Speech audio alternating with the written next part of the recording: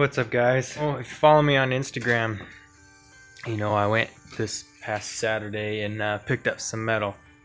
So what I'm doing with this stuff is 2x2 square tubing 078 wall. And what I'm doing is finally making an engine stand for this guy where I can bolt the transmission to the back of it and hopefully crank it over and start it, do a bunch of stuff with that. I'm gonna have the front of it sit just barely under the front of the oil pan, and it's gonna be about 3 feet long by about a little less than 2 feet wide, just so I can kind of, once this motor is done and in the Fox body, I can use the base frame to do any other kind of motor situation I want, just to get it running and stuff. I have some wheels for it. They're not all turning, but there's a set of wheels in here that I'm going to be using at first, and then I might get some different ones, but because these ones are kind of old, but we'll see how it goes, see if they're good enough to stay. So the engine's not going to sit this high off the ground. What I want to do is come off of the frame with some more 2x2 to the motor mount, and I have some flat plate that I'm going to use to make bolt holes, just to have it sit above the thing. And I don't want to weld it to it. Kind of want to make a flat plate to bolt it to it so I can make different kinds of motor mounts for different engines, so I don't have to have the same thing for everything, or cut it off when I'm done with one. So let's go and get this stuff cut.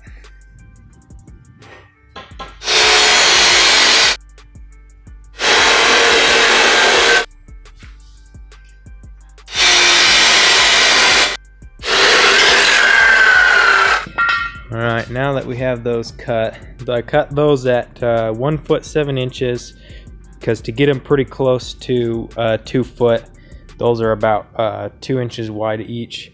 So those will sit on the inside of those, and it'll be 2 inches wider on each side. So it'll be about 1 foot 11 wide.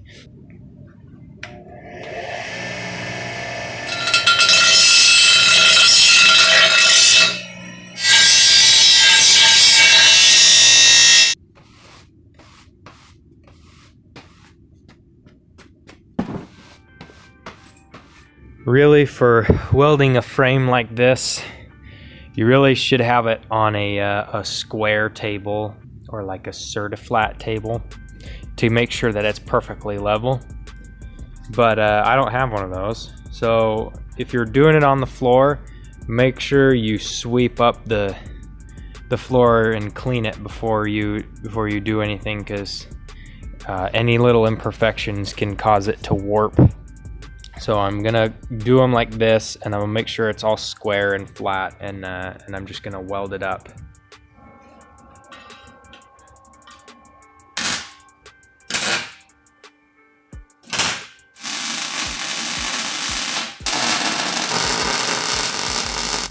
Alright, so I have the wheels welded to the frame now, so that rolls.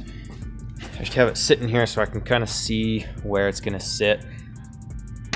So I'm going to have 2 more 2x2 tubing pieces coming up to the motor mounts, but I need to put a plate on here, because I want to be able to unbolt them in case down the road I want to put other motors on this stand so I can run them as well. But I want to be able to take those mounts off and build other mounts that I can bolt on here for different applications, different engines and stuff. So to cut the plate, I'm gonna use this plasma cutter, just because it should go really quickly.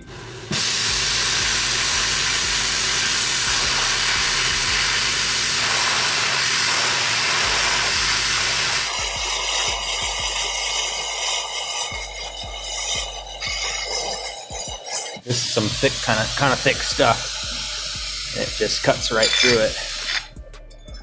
Ooh, that's warm. but I just want to show you guys. You can see it coming through the window. That Utah sunrise. Heck yeah. Looks awesome. Alright guys, so I didn't film a whole lot after making the base part of it. Part of the stand. But what I did was to make it more modular for whenever I want to put different motors on it. So this is a temporary mount. You can see it's bolted on down here and it's bolted to the motor. So what this is down here on the bottom I have it's probably 3 inches by 4 inches long with 4 holes drilled in it. You can see the other one over there. And it's just an 1/8 inch thick plate that I made that big. And then I welded it to the frame itself, one on each side. So right here is where the motor will sit the most, not over the turning wheels, because in my experience, engine stands that the heavy motor sits over the turning wheels, it kind of makes it hard for them to turn. So I put them on the lighter side where the transmission goes. And I'm sure I'll run into issues with that eventually or someday, whatever. But for now, that's how I have it. I can move them around, cut them off and move them if I want to. But all I did for the transmission mount, I made the frame long enough to be steady, but not long enough to be totally in line with all the transmissions that may be put on here, because I just kind of, for space savings, so when there's no motor on this, it's smaller. So I just unbolt all those, and I can kind of tilt it up against the wall or slide it behind something or under something, and it's really small and nice to store away.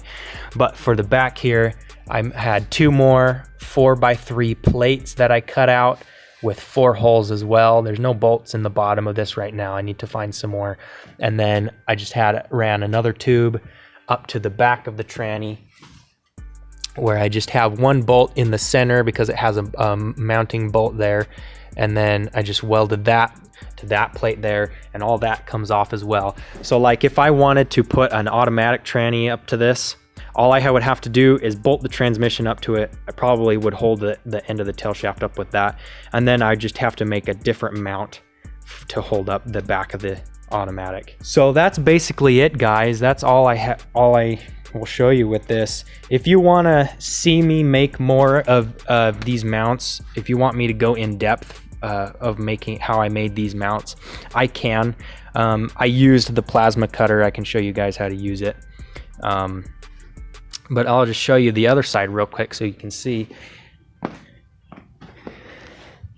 It looks basically the same. I thought I got it pretty centered, but after I put the tranny on and tried to line the mount up back here, it turns out it was it was centered on this. Instead of center on this, it's kind of off to the side. But I'm really okay with that because it's not a whole lot, and it was a custom. I built the mount back here custom. It's not like I had to line it up with anything, so I was totally fine with that. What I want to do is I'm going to put probably another 4x3 plate back here so that I can build a stand that comes right here with a face with temporary gauges that I can hook up. I'm gonna put an oil pressure and probably a coolant temperature sensor, because I do eventually want to build a mount so I can put a radiator up there, kind of run it and cycle it and see how that goes.